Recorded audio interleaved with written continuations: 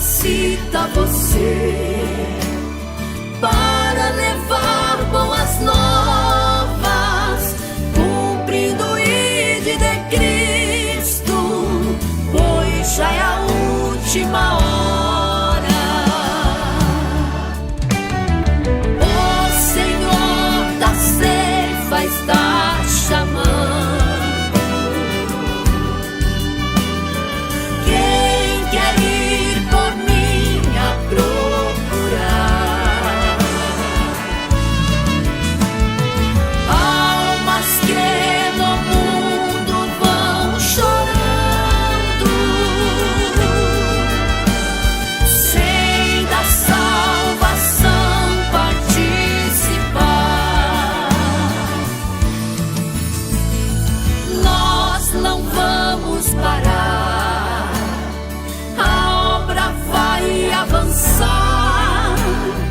Foi Deus quem nos escolheu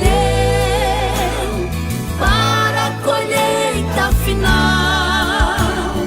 As almas estão clamando, Jesus já está voltando.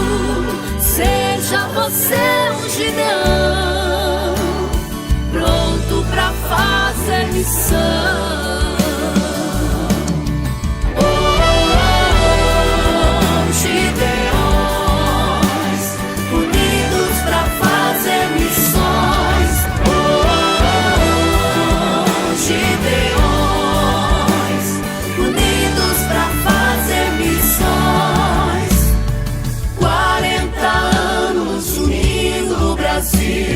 Para a colheita final, ouço o clamor de milhões. Vamos se unir, Gideões. Gideões, unidos para fazer missões. Gideões, unidos para fazer missões.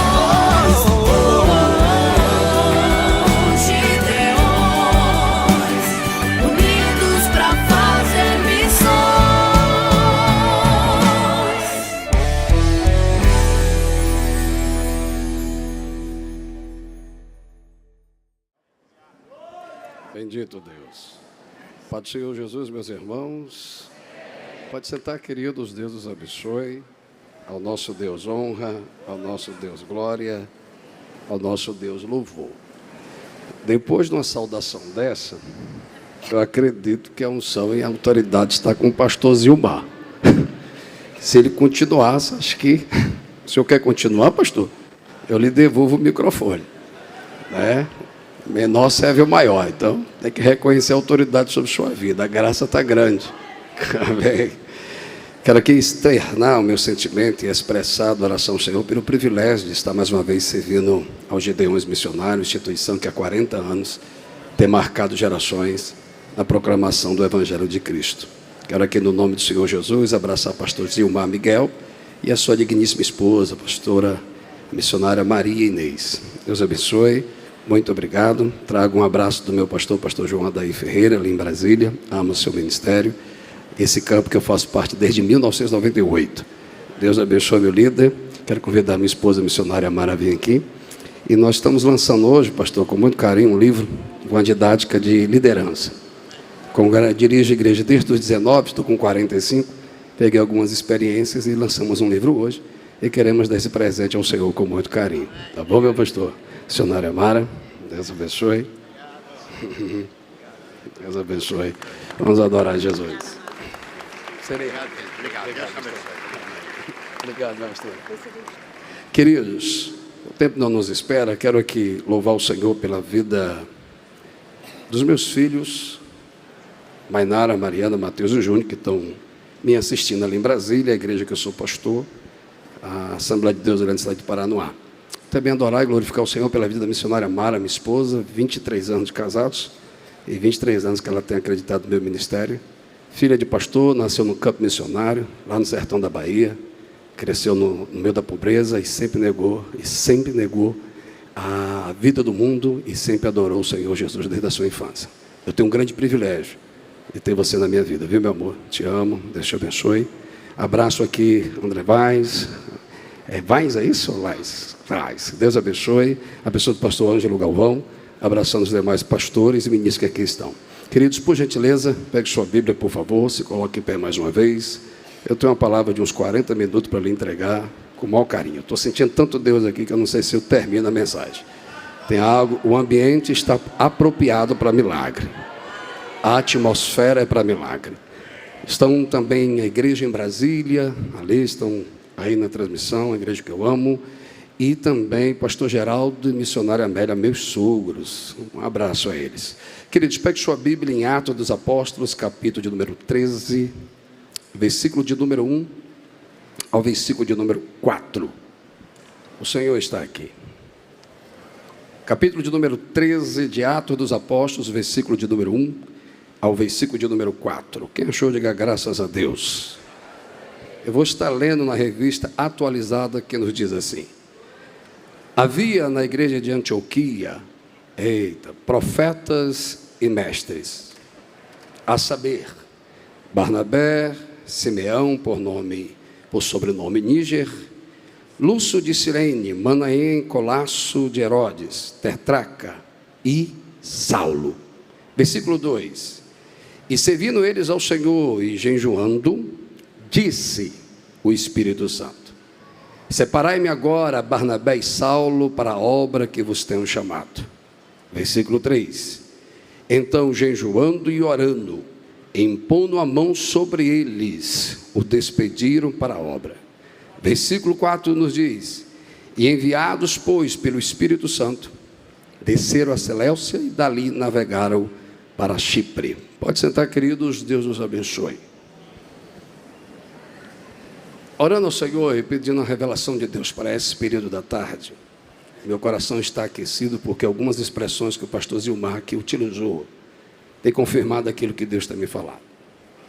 São 4 versículos que quero decorrer aqui numa dissertação sobre aquilo que o Senhor tem nos dado desde essa madrugada. O que é confronto de Deus para o pregador, aqui em Gedeões Missionário, é que tem mensagem que ele revela há 3 meses.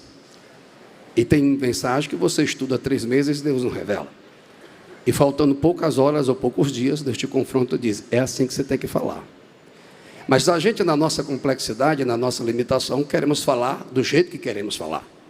Porque temos a necessidade de ser aprovado, porque somos seres humanos. Mas, porém, quem vive pelo Espírito tem que entender que quem manda na Escritura é o Espírito. E quem fala é o Espírito e quem age é o Espírito. O Senhor tem me falado sobre uma mensagem subordinada ao tema, e assim Deus tem me dado 4 revelações sobre essa temática. E eu espero, assim, segundo a graça que eu estou dependendo de Deus, vos transmitir de uma forma clara e objetiva. Mas eu já vou abrir um parênteses: eu não faço o seu culto, cantor não faz seu culto, pastor não faz seu culto, pregador não faz seu culto. Se você criar expectativa no homem para que seu culto venha ter alguma experiência com Deus, você vai sair do mesmo jeito. Mas se você veio assistir, vai sair do mesmo jeito. Se veio criticar, vai sair do mesmo jeito. Mas se Cristo é o centro do seu culto, então é Ele que vai dar aquilo que você necessita nesta hora. Lucas, o médico amado, historiador e médico, Deus dá a ele a grande privilégio de escrever 2 livros no canão do Novo Testamento. Uma biografia de Jesus para os gentios e a igreja totalmente grega, a qual uma linguagem técnica para confrontar a filosofia grega, mostrando um Cristo superior a qualquer filósofo daquela época. O outro é o Atos dos Apóstolos, a história da igreja. Lucas acompanha o ministério de Paulo, e do capítulo de número 1 até o capítulo de número 12, nós entendemos que a cosmovisão da missão da igreja se manifesta em lugares e indivíduos determinados. O que você quer dizer, pastor? Quando olhamos para a igreja em Jerusalém, entendemos que há uma missão e uma promessa de Deus no capítulo 1, versículo 8 de Atos. E disse Jesus: ficar em Jerusalém até que do alto seja revestido de poder. E Lucas vai dizer que é uma promessa: sereis minhas testemunhas, tanto em Jerusalém, Samaria, Judeia, até os confins da terra. Mas a parte biográfica, histórica e a visão técnica da linguagem de Lucas é bem claro que as nações vão para Jerusalém e lá são impactados, e a missão começa com indivíduos para lugares que vão até a fronteira de Samaria. Mas a missão operacional, Jesus, e organizada, ela se manifesta especificamente na igreja de Antioquia. Jerusalém as nações vão, e em Antioquia a igreja vai. Em Jerusalém as nações estão ali, para que o Espírito derrame. E em Antioquia a igreja está recebendo para poder ir para as nações. O que você quer pregar, pastor? O Senhor falou ao meu coração essa temática: aprendendo com avivamento missionário em Antioquia. Sei que nós estamos desde o dia 26, e eu já tenho uma palavra pastoral. Não sei se você vai gostar, mas preciso dizer. Congresso de missões, vamos falar sobre pregadores. Bom. Vamos falar sobre apologia. Bom. Vamos falar de algumas defesas da fé. Mas se sairmos da temática da visão missionária, como é que a visão vai ser fortalecida e como é que os missionários vão receber mais? Aqui, para alguns pregadores, eu creio que já passou essa fase. É uma feira de talentos. A gente tem que mostrar o nosso talento para a nossa visualização e a gente ser conhecido. Nosso pastor Eduardo ontem foi muito feliz em dizer que não adianta virmos aqui sem santificação e não anunciar o Cristo Santo. Eu tenho uma palavra de Deus para a igreja contemporânea. O que é a igreja contemporânea? Não é membro, não é placa, não é denominação. É o corpo de Cristo. E a igreja de Antioquia tem uma aula para nos ensinar nessa tarde. Primeira aula: a igreja de Antioquia é uma igreja que tem primeiro princípio, primeira revelação. A igreja de Antioquia está convidando a igreja contemporânea parar de ser observadora de liturgia e ter o propósito existencial como igreja. Qual é a primeira qualidade dela? Olhe para mim, venha para cá, que eu estou sentindo Jesus na casa. É bem claro. Lucas vai escrever assim: depois que a perseguição do capítulo 10 e 11, chega na cidade de Antioquia uns discípulos, e ali se forma a igreja. Não entrarei no mérito da arqueologia, nem no plano histórico sobre Antioquia. Vamos para a parte expositiva. E ele começa escrevendo: na igreja em Antioquia, havia mestres e profeta. Profeta e mestre. Vou repetir: profeta, mestre, mestre e profeta. Primeira visão e primeira lição que a igreja de Antioquia tem para a igreja contemporânea: equilíbrio teológico. Quando eu digo equilíbrio teológico, é que apóstolo Pedro, segundo as tradições teológicas, era um dos apóstolos que tinha menos intelectualidade e cultura. Alguns dizem que ele nem sabia ler e nem escrever. Mas ele vem na segunda epístola e diz, no capítulo de número 3, versículo 16: queridos, a graça é esta, a revelação é essa, mas porém vocês precisam aprender sobre essa justificação. Sabemos que Paulo fala muito complicado. A metodologia dele e a sua linguagem está além. Mas se eu não fosse judeu, eu ia dizer que Pedro era cearense, arretado e falava demais e ainda andava com precheira. E ele diz assim: mas quanto a mim, vou usar o meu cearanês, um macho velho, grosseiro e bruto. Mas eu entendo que quando Paulo fala difícil, não é porque ele está superior, é porque ele está nos convidando a subir. Alguém pegou? Não é porque alguém está trazendo uma mensagem educacional e didática que ele quer se achar superior a você. Não, é o convite de Deus para você subir no nível. Ei, é para sair da mediocridade e receber o conteúdo do texto e ter uma palavra clássica e uma revelação plena. E ele diz assim: vem cá, disse Pedro, eu sei que o meu amigo Paulo é meio complicado no que ele fala, mas porém é verdadeiro. Então precisamos ter, eu vou entregar tudinho, Jesus. Ei, precisamos crescer, desafio pessoal, sem franquear a responsabilidade de crescimento aos outros. Sair da condição de vítima e começar a ser um crente que tenha devocional com a palavra. Parar de ser crente, de frequentar congresso, ser avivado em congresso e botar o joelho no chão, abrir a Bíblia e ter santidade em casa. Eu vou entrar. Aí ele diz, calma, Márcio, você segura. Crescer na graça e no...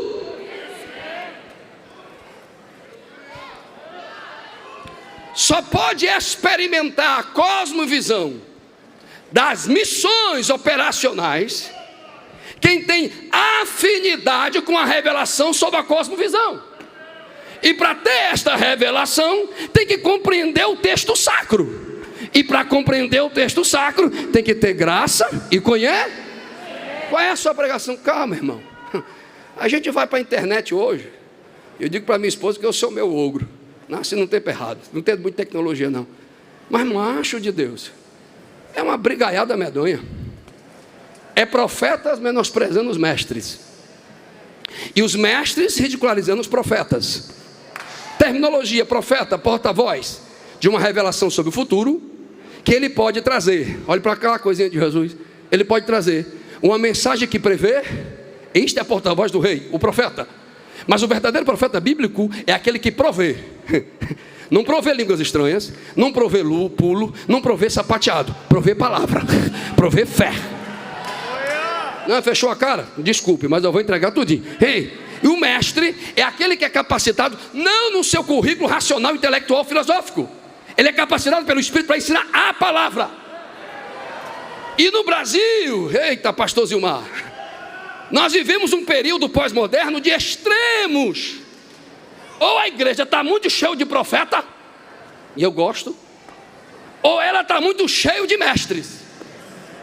Mas a igreja pode ter mestre? Deve. A igreja pode ter profeta? Melhor ainda.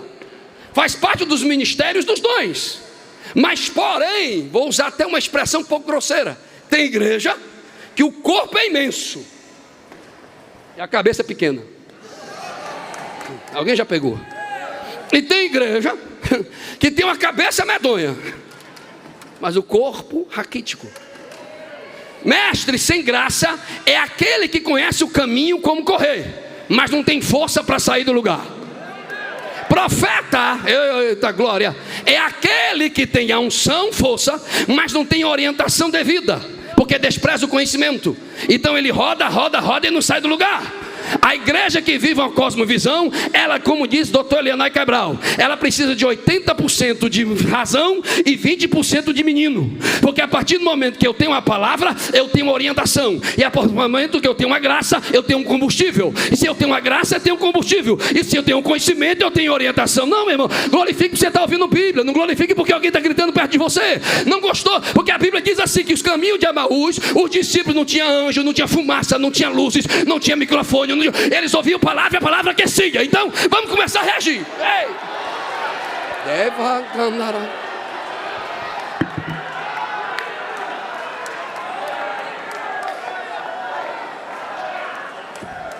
Mas os dois ministérios, pastor Ângelo Galvão, está na liderança da igreja de Antioquia.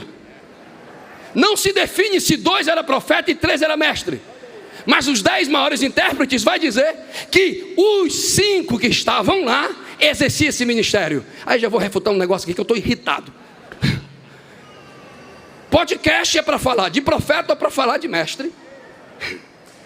As nossas maiores polêmicas apologéticas é sobre a parede preta ou não é preta? Mas a perseguição da igreja na Síria, ninguém fala. A morte dos irmãos da Angola, ninguém fala. Os missionários que estão passando necessidade, ninguém fala. É fácil debater quando não tem necessidade de mídia, mas falar do que a necessidade é para quem tem propósito. Eita, alguém está me ouvindo aqui? Cadê os adoradores aqui? Deixa eu ouvir você. Ei!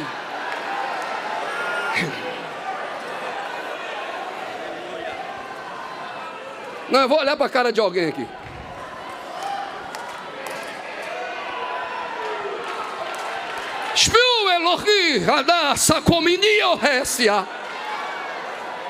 A igreja contemporânea, me perdoe, mas eu vou ser bem agressivo, ainda é muito menina na sensibilidade da letra sagrada.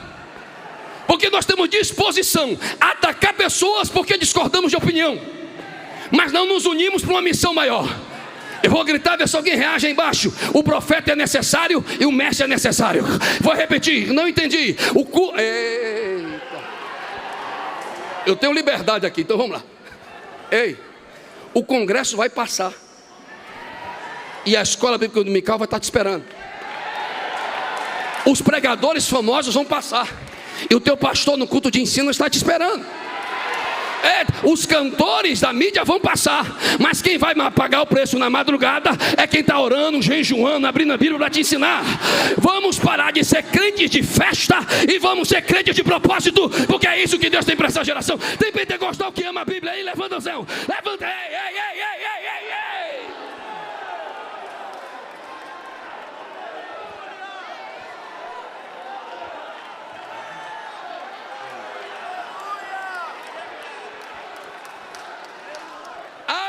Igreja contemporânea precisa ouvir a voz da igreja de Antioquia. Era necessário. E eles não disputavam entre eles. O mestre, o ensinador. O profeta, o porta-voz. Fiquem para aí, macho, me ajuda a pregar. Estou também cansado.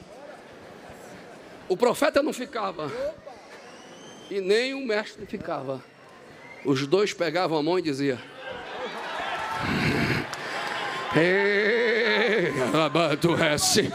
deixa eu profetizar na minha vida. Não sei se você vai se incluir, mas se você quiser, recebe.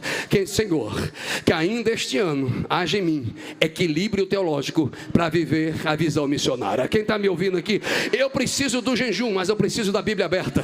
Eu preciso da oração, mas eu preciso da matéria teológica. Eu preciso ser um apologeta da fé, mas se eu tenho preguiça de ler, se eu tenho preguiça de estudar, se eu tenho preguiça de buscar o conhecimento, é porque eu estou menosprezando a revelação da palavra. Mas eu vou gritar que eu acho que eu estou no meio de um crente que é biblicista. No princípio era o verbo, e o verbo estava com Deus, e o verbo era Deus. Eu vou repetir: no princípio o verbo estava com Deus. Eita, e o verbo era Deus, mas ele se fez carne e habitar, abriu a tenda. E tem duas pessoas, pastor Zilmar, que está na tenda: as que visitam a tenda e vai embora, que experimentam superficialmente, e aqueles que entram para ter intimidade. Deus está falando na minha alma agora: haverá fome na terra, não de show business, não de YouTube, não de Instagram, não de TikTok, não de visualizações, mas haverá fome na terra de palavra.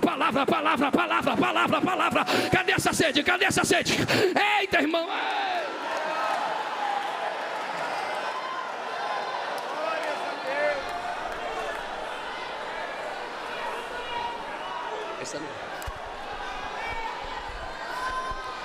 Estou no primeiro princípio da revelação da temática. A igreja de Antioquia dando um conselho para a igreja contemporânea.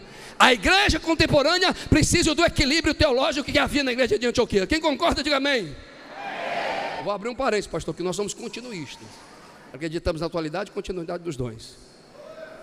Essa irmã de vestido preto, não lhe conheço, mas o meu Deus mandou lhe dizer publicamente, e ele está quebrando o meu ego, que eu queria pregar só dentro da homilética do sermão, mas ele mandou dizer: quem manda é ele? Ele te diz: 17 de fevereiro de 2024, até hoje, às 10 horas e 53 minutos, a tua família estava no vendaval. Mas tu veio a Ashna caminhando e olhou para o céu e disse: Senhor, que eu não saia deste congresso de mão vazia. Responde lá, Jesus. E o Senhor te diz: tu não pediu?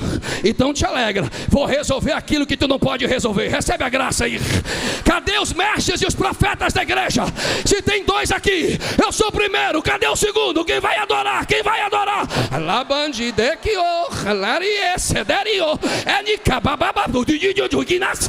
Eu necessito de palavra e graça. Graça aí.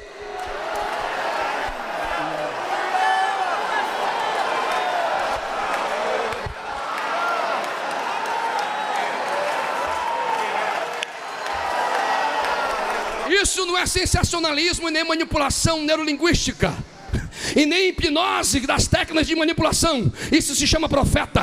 E o Senhor está me dizendo que há uma nuvem de glória para descer nesta casa. Satanás está furioso com a reforma interna e com a transformação de caráter dessa instituição. E ele queria naquela rampa sangue derramado e escândalo nessa casa. Mas o Senhor diz: o anjo foi mandado e o laço de morte foi quebrado, porque Deus está levantando alguém em oração. Cadê os guerreiros? Quem entra na guerra? Quem entra na guerra? Quem entra na guerra? Quem entra na guerra? Vou encerrar.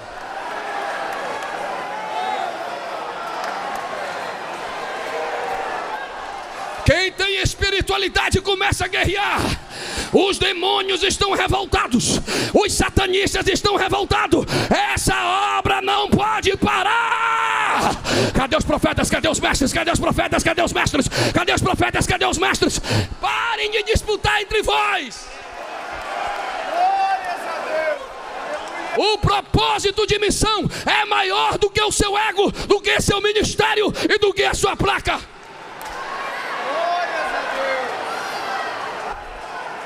Posso continuar? Ainda tem mais 3 revelações.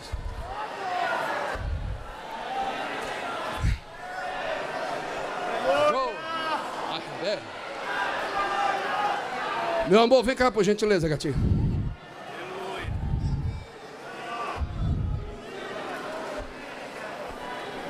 Quem engana é homem, Quem decepciona é homem, mas o Senhor permanece fiel. O Senhor te despertou a vir hoje à tarde, porque Ele precisa curar seu coração. O Senhor traz ressignificância à chamada que Jesus tem para a tua vida. Mas perdoar não é esquecer, não. Perdoar é sarar o passado, porque você acredita no futuro melhor para você. Não lhe conheço, mas o Senhor vai usar a missionária para dizer a essa criança assustada que Jesus tem cura para a tua casa e a tua família. Segundo princípio, segunda revelação, podemos dizer, segundo o conselho da igreja de Antioquia para a igreja contemporânea. Quem está entendendo a dissertação, diga amém. O autor sacro começa a dar nomes próprios, pastores, a classificação desses profetas. E ele começa, Barnabé, ele acrescenta Simão, de sobrenome Níger, ou sobrenome de cor negra da pele, Lúcio de Cirene, Manaém, colasso de Herodes, ou seja, interpretação histórica, pode ser um escravo com status de filho, ou simplesmente um filho adotivo, mas ela é da corte romana. Eu sei que você gosta de Bíblia. Aí tem outro nome que ele acrescenta e diz, também congregava nesta igreja Saulo. Aqui não é expresso Paulo. Alguns dizem que Deus mudou o nome de Paulo. Não, todo judeu tinha um nome, duplo nome, gentílico e judeu. Saulo é a interpretação de Saul, da tribo de Benjamim. Aqui agora ele não tem um título de apóstolo. Eu vou entregar Jesus, porque tem gente que já quer chegar aqui sem nunca ter sido experimentado aqui. Antes dele ser apóstolo, ele é chamado de profeta e mestre. Mas o que eu entendo do texto? Aqui temos mestres, pessoas que pregam melhor do que eu para a glória de Deus. Mas me permita a minha experiência com o texto. O autor está dando nomes, e alguns nomes ele dá manifestação de raça, manifestação geopolítica e manifestação de estado econômico. O que eu entendo? Exemplo, Barnabé é apresentado por Lucas como o discípulo de bom ânimo, cheio do Espírito, fé e manso. É o que? Nascido na fé, aquele que não conhece o mundo. Aí ele tem alguém do continente africano que, para a prepotência política e bélica romana, era uma raça inferior e julgado pela cor da pele, que para mim um dos piores crimes que existe é racismo. Calma, vai estranho. Aí ele dá alguém de Cirene, que é um judeu, que é de uma cidade totalmente na divisa com a África, economicamente baixa. Mas também dá o nome de alguém que é da corte romana. Alguém já vai pegar.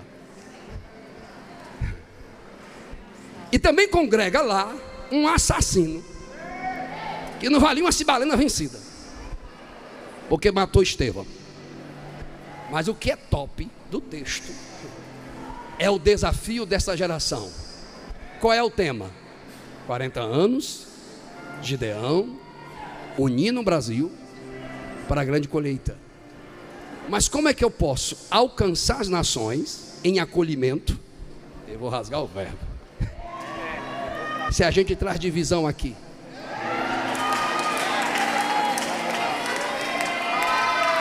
Você é inteligente, eu não estou pregando para pessoas abestadas não. Segundo o conselho da igreja de Antioquia para a igreja contemporânea, precisa de equilíbrio social.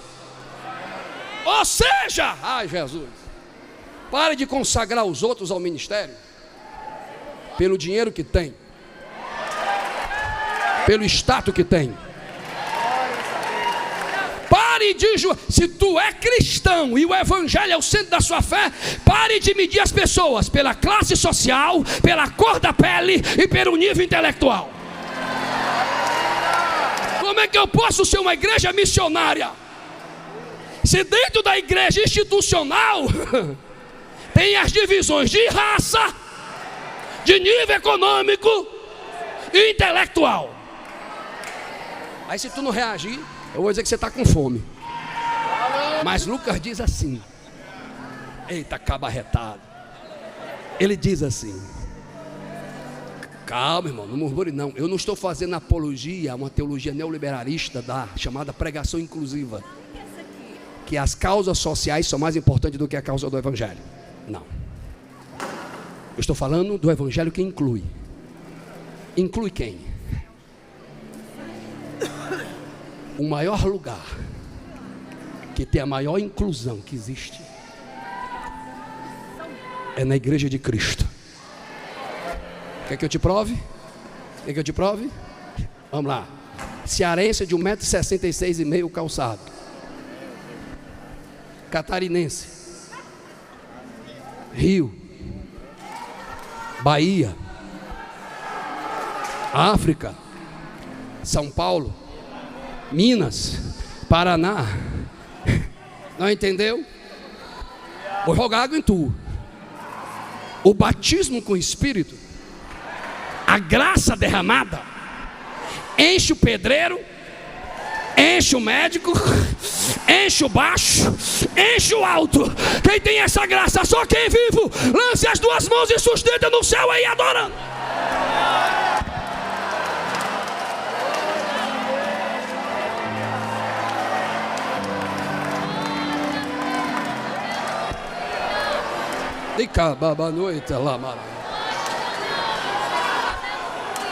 Então a igreja tem que quebrar a barreira racial, a barreira regional, a barreira econômica. Porque se ela não romper isso, Paulo vai dar uma surra. Lá na primeira carta aos Coríntios, capítulo 1, versículo 8, 9, 10, 11. Paulo diz: ei, amados coríntios, ele mandando um zap, estou falando com vocês, e vocês têm que ter o mesmo propósito, o mesmo sentimento, a mesma koinonia.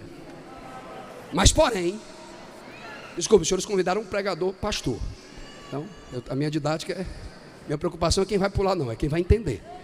Você entendeu, quem faz é o Espírito Santo. Ei. Mas eu sou pela família de Clói que há contenda, uma tradução. Outra diz divisão, que demestra terminologicamente a quebra da koinonia, a quebra do que é comum a todos. Porque uns dizem, eu sou de Paulo, outros dizem eu sou de Cefa, outros dizem eu sou de Apolo. Desculpe, sou pentecostal até a tampa, mas a gente precisa tomar cuidado com a nossa arrogância pentecostal. A Assembleia de Deus não é o nome que é invocado para ser salvo. Só existe um nome debaixo do céu que é invocado para ser salvo. Qual é o nome dele? Jesus. Calvino não é o Evangelho. Armínio não é o Evangelho. A Assembleia de Deus não é o Evangelho. A presbiteriana não é o Evangelho. O Evangelho é Cristo. Cristo salva, Cristo cura, Cristo liberta, Cristo batiza com o Espírito Santo. Não pode anotar, é teu direito você tentar me refutar, mas é o meu dever te dizer, você não salva ninguém. É Cristo que é o Salvador, Senhor e libertador.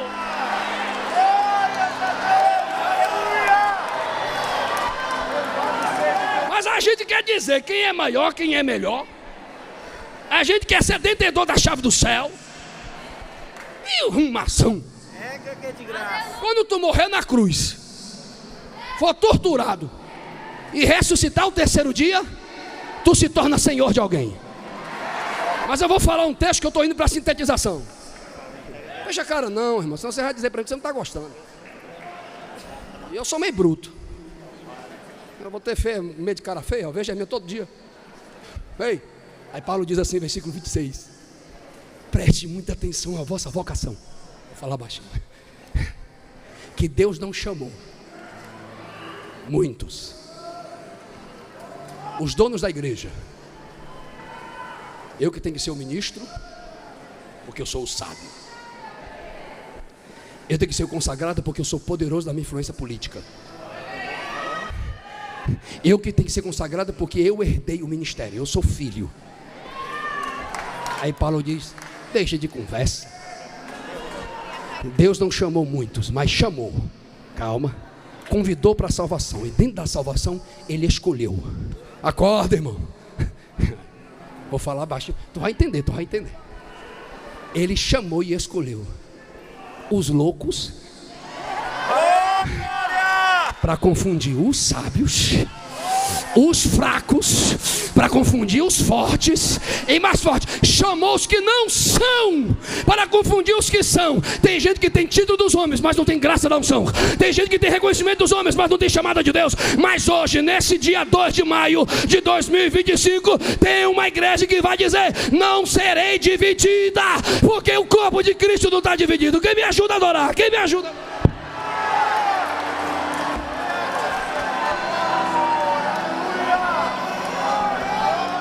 Deixa eu encerrar. Estou tentando, irmão, mas estou tão cheio de Jesus. Eu estou tão cheio de Jesus.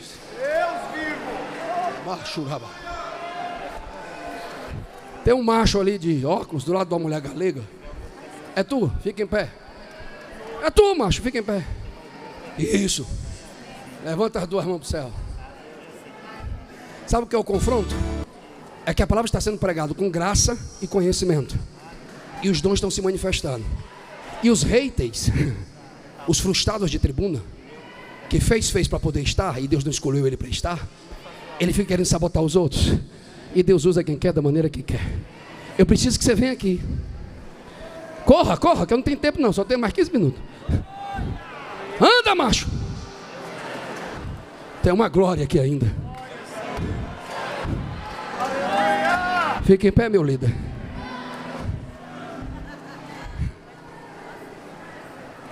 Quando o Senhor abraçar este homem, algo novo começa de Deus na tua vida. Porque tem homens que querem ser dono do nosso direito de ir e vir.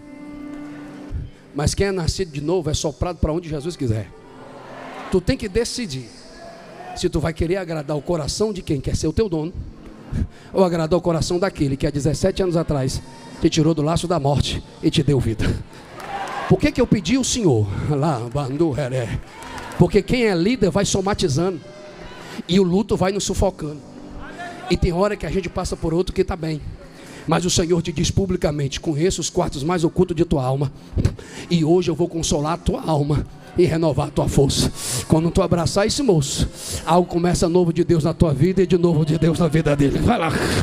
Se tem 2 adoradores, eu sou o primeiro. Deixa eu ouvir a voz dos gideões missionários aqui.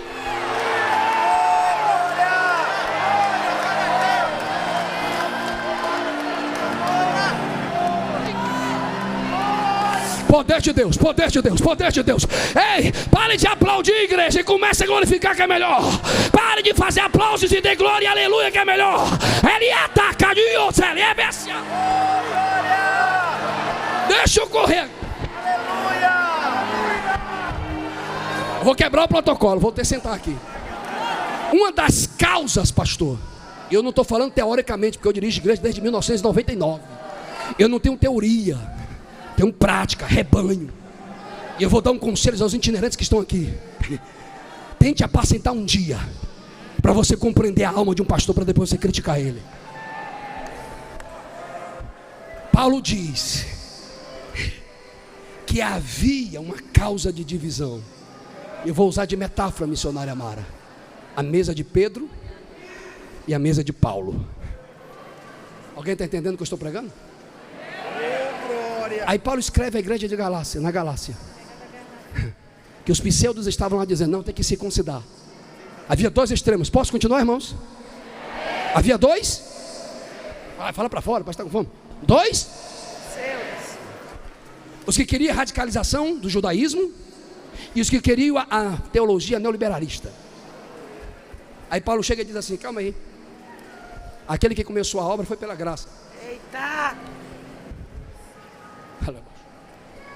E disse Paulo: Deus chamou Pedro para os judeus, e Deus chamou Paulo para os gentios, cada uma na sua vocação. Mas porém, no dia da convenção, cheguei em Jerusalém, eu vou acabar. E quando eu chego, eita Jesus, todos estão na mesa, pastor. Todos estão na mesa. Mesa, discipulado, mentoria, comunhão. Eita! Partir do pão. Mas quando chega o presidente da igreja, que era Tiago, Eita Jesus, acho que eu vou acabar me queimando, mas vou entregar. Mas vem a comitiva, já viu os cabras? O presidente da igreja é até humilde, mas a comitiva dos caras.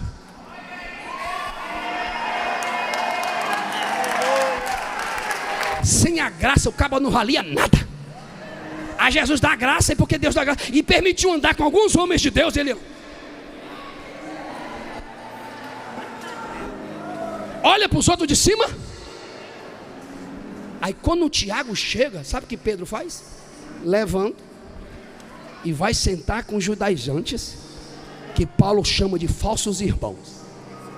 Esse falso irmão aí que está desejando que a minha mensagem seja infeliz, esse falso irmão que está desejando que essa festa seja totalmente frustrada, esse falso irmão que quando Deus começa a te prosperar, ele se incomoda, porque a mediocridade se manifesta na incompetência do invejoso. Porque se eu não me alegro com a prosperidade do irmão, é porque a mediocridade está em mim. Mas se eu tenho maturidade para me alegrar porque Deus vai usar outro, é porque Deus está dizendo, meu filho está sarado. Mas Pedro acho que eu estou pregando Bíblia. Pedro se levanta e vai sentar na mesa dos preconceituosos, da meritocracia religiosa, dos títulos. Porque quando a gente não está com o microfone, eu vou ser sincero, estou vindo desde 2019. Tem gente que passa por nós e pregador.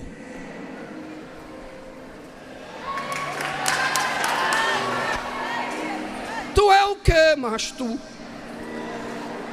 Porque se tu morrer hoje e ninguém te enterrar, a Bíblia diz que tua decomposição vai fedar igual de um animal. Mas tem gente que quer estar numa mesa aqui, eu sou melhor.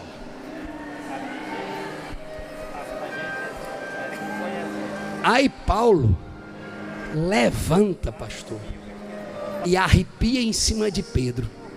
Que é isso, macho? Tu quer que o gentil seja judeu e tu vive como gentil. Oi? Não. Qual é a mesa de Paulo? Não te conheço, irmão, mas eu não vou te julgar pela tua aparência. Eu vou adorar o Senhor que te salvou. E se tu quiser minha amizade, não vai ser pelo que eu tenho, mas para quem é Deus na minha vida. Eu não preciso da tua amizade pela agenda que tu vai me dar. Eu preciso ter a amizade com você pelo homem de Deus que eu te reconheço. Mas as pessoas, aqui não, que os irmãos já estão no terceiro céu. Não, a gente tem uma mesa de unidade. Não tem. Vou dar um conselho ao Senhor, publicamente. Eu comecei com 17. Conheci muita gente que começou bem, e muita gente que começou bem aqui e terminou mal. Porque não importa como começa, importa como termina. Já vou para a conclusão. A igreja de Antioquia não tinha divisão de classe e não tinha briga de geração. Fique em pé, meu amigo. Não tinha briga de... O senhor está com quantos anos, pastor Zilmar? O senhor pode ficar aqui em pé, por gentileza? Olhe, Paulo vai dizer na segunda carta a Timóteo, capítulo 2: meu filho Timóteo, eu te entrego o que tu aprendeu de mim de exemplo, e eu te exijo, seja fiel e transmita para os outros homens indignos e fiéis, que transmita para o outro. O conflito de gerações na pós-modernidade na igreja é terrível, porque tem uma geração que está chegando, e está chegando com mais favorecimento do que nós, porque a mídia leva mais do que na nossa geração. Uma pregação dele alcança muito mais gente pelas redes sociais, e a graça que Deus tem dado a ele. Mas a geração do pastor Zilmar, a geração do grande mestre chamado Gesiel Gomes, que pregou aqui e me impactou, os 3 ícones de Deus, Abraão, Isaac e Jacó, e ele apresenta que Deus é Deus de geração, Deus dos avós, Deus dos pais e Deus dos filhos. Mas se não tiver alguém, eu já vou, que leve essa geração a ser reconhecida por essa geração não tem estrutura para o amanhã. E se essa geração não acolher essa geração, não tem história do passado para contar. Aí eu vou voltar, só um minutinho, pastor, só um minuto, para minha geração, viu, pastor Ângelo? 40 anos, 45 anos, 50 anos, é a nossa geração. que precisa, eu vou entregar um mistério de Jesus aqui, se tornar a ponte. Tem menino de 20 anos que está evangelizando nações pela internet. Eu preciso pegar essa geração, trazer nessa geração, porque a igreja não tem divisão. Cadê a igreja? Cadê a igreja? Se coloca em pé. Cadê essa igreja? Cadê essa igreja? Abraço.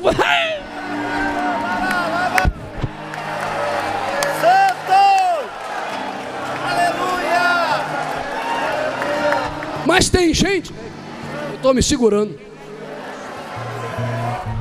que pensa que é eterno, que o cajado é eterno.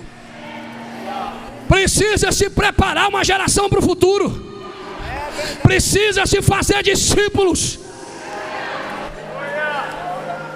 Me perdoe, pastor, por me emocionar,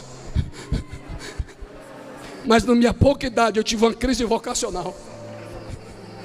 Ia desistir. E nesse púlpito, pastor Luiz Antônio, saudosa memória,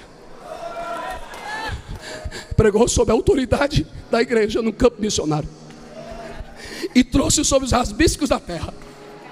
E ele dizia em Coríntios, até hoje, desses 45 anos de idade, eu não vi um pregador tão expositivo na primeira carta aos Coríntios como o Luiz Antônio. E ele disse: uma geração precisa ser levantada por outra geração.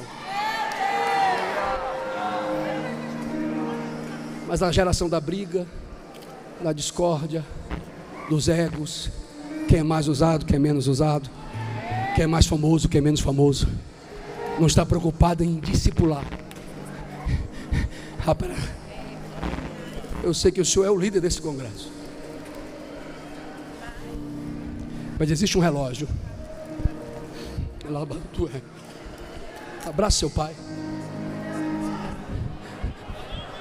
porque Jesus vai confirmar um negócio aqui que eu não estou entendendo nada. Pastor Ângelo, chamando lá, coloque a mão sobre eles para mim. Se tiver uma igreja hoje no ginásio de Gideões que ainda celebra a unidade de gerações, levante as mãos pelo amor de Deus por um minuto. Enche a casa de glorificação, porque a nuvem está descendo. Se dará cheia de efeito. É bibaracanuias.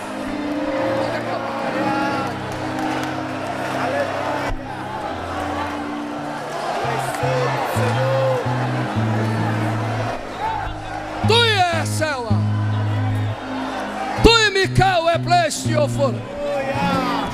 Quem disse que eu não sou Senhor? Que falo do jeito que quero e revelo o íntimo dos meus. Eu marquei esta noite para quebrar barreiras neste lugar. É um tempo de glória, de um avivamento para uma geração santa, diz o Senhor dos Exércitos. Cadê a igreja missionária? Cadê a igreja missionária? Cadê a igreja missionária?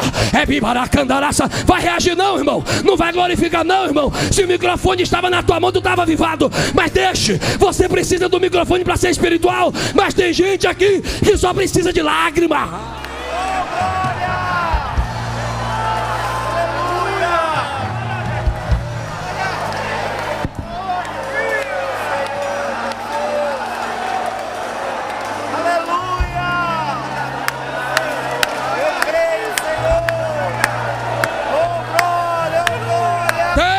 Deus de gerações.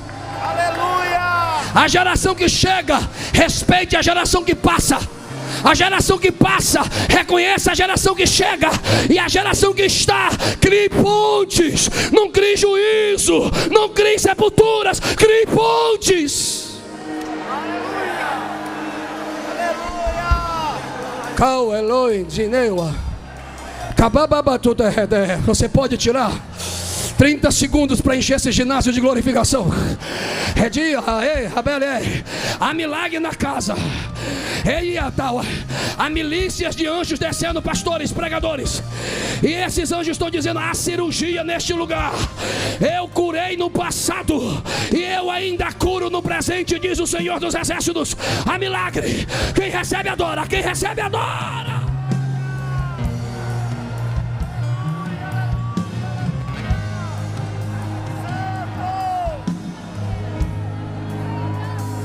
Concluo.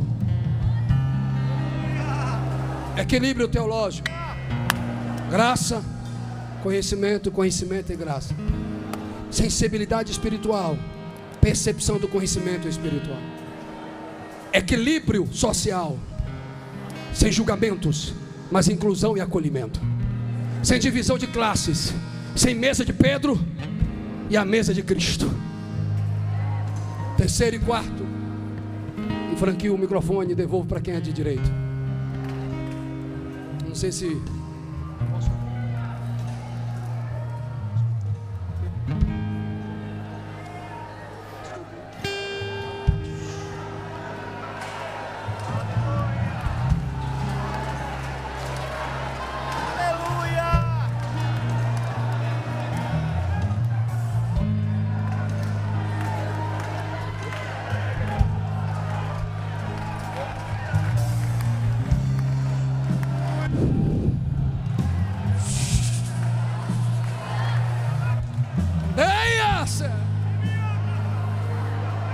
E esta igreja com equilíbrio, e esta igreja com equilíbrio social, era uma igreja que tinha necessidade do sobrenatural, pois a Bíblia diz que eles, servindo ao Senhor com jejum e oração.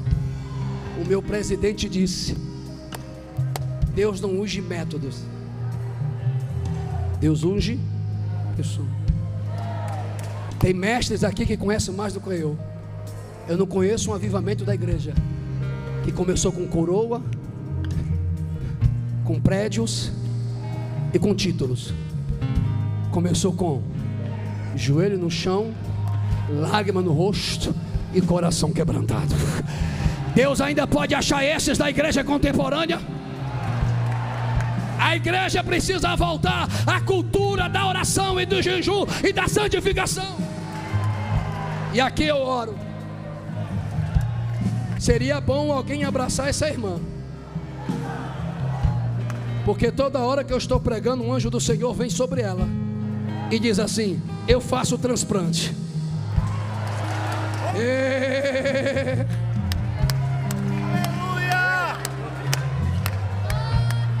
Para onde que eu olho para a transmissão? Para lá ou para cá? Até quando os erros dos homens vão sepultar a sua fé? E você vai culpar Jesus pela blasfêmia dos homens? Volta ao teu primeiro amor, porque Jesus morreu foi por você, para você saber que Ele é perfeito.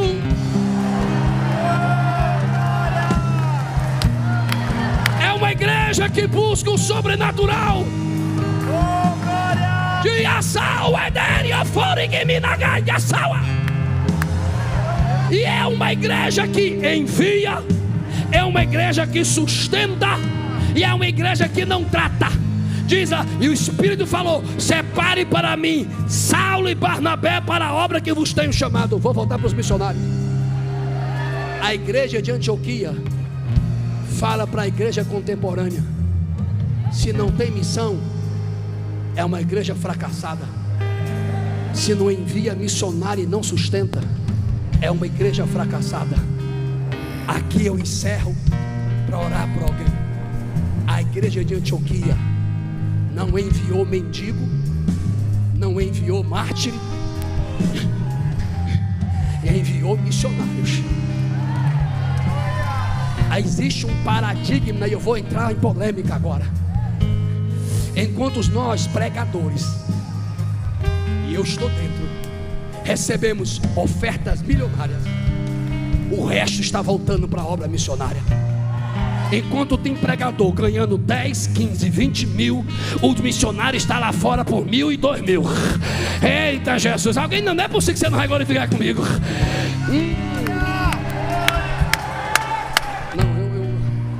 Fala, Deus!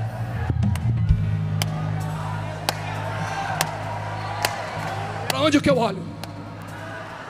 Tu que fica usando os lençóis e dizendo que está tirando oferta para o campo missionário, e se aproveitando da inocência e do poder e do princípio de graça da igreja com missões, e fica se enriquecendo em uma temática nobre que é missões. O meu Deus está lhe dizendo: a tua vergonha vai vir, a tua vergonha vai ser mostrada. E tu, líder, que anda com um carro de 1 milhão, 1,5 milhão, e o teu obreiro passando fome, tu já recebeu a tua recompensa, mas Lázaro vai receber muito mais lá na eternidade.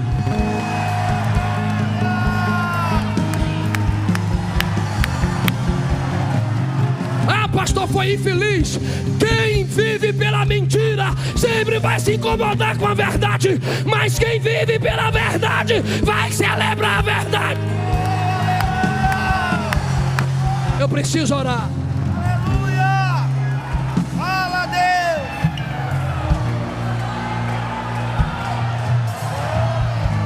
Olá, marala, bacana, lá vai!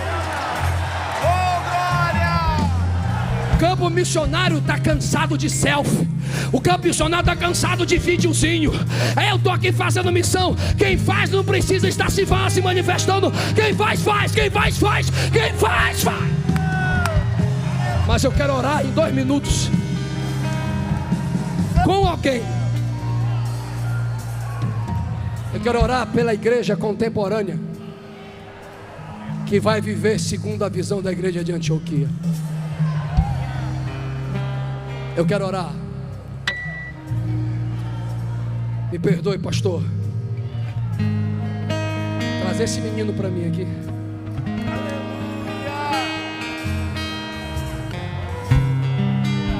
Eu quero orar aqui na frente para aqueles que vão viver um avivamento missionário nos últimos dias.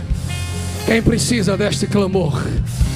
Se eu fosse você, eu corria. Você entendeu a mensagem? Olhe para mim, criança. Olhe para mim, criança. Olha o que o meu Deus te diz. Eu vejo aquela instituição,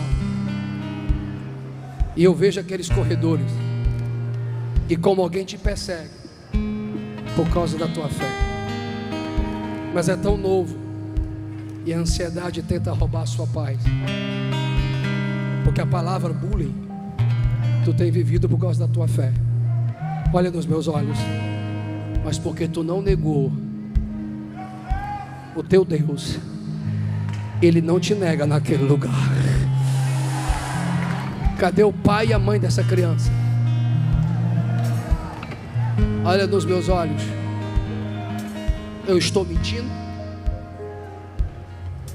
Porque tem alguém dizendo que eu estou sendo emocional, e quando tiver profeta que enaltece Pix, os verdadeiros profetas estão sendo ridicularizados com piadas ou de shopping, mas ainda existe remanescentes que Deus revela. Olhe para mim os dois. Se despede. Aproveita. Porque desde os 7 anos de idade Jesus tem falado sobre a missão na vida desta criança. As nações esperam Ele. Por isso que esses 2 anos de ansiedade se encerra agora. E o pânico que estava tomando ele, Jesus cura ele agora. Recebe o poder de Deus aí. Abra as mãos, abra as mãos, abra as mãos, que eu tenho que orar e passar para o pastor.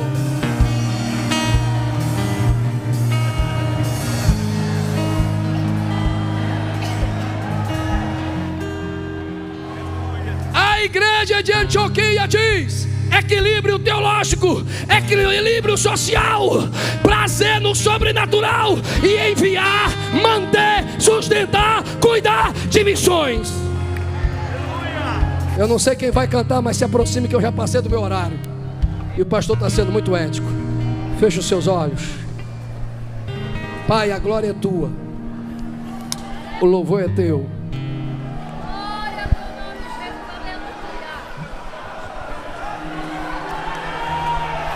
Ainda não canta não, porque o Espírito quer usar a voz da igreja agora. O som de uma onda pentecostal. Rebeba etioca mando eta la paraeta la vaeta la baixia. Eribida candoete que me do que dá o sawa. Rebiba mando eterio fora que dá a saba da gal. Cadê a voz da igreja missionária? Cadê a voz da igreja missionária? Cadê a voz da igreja missionária?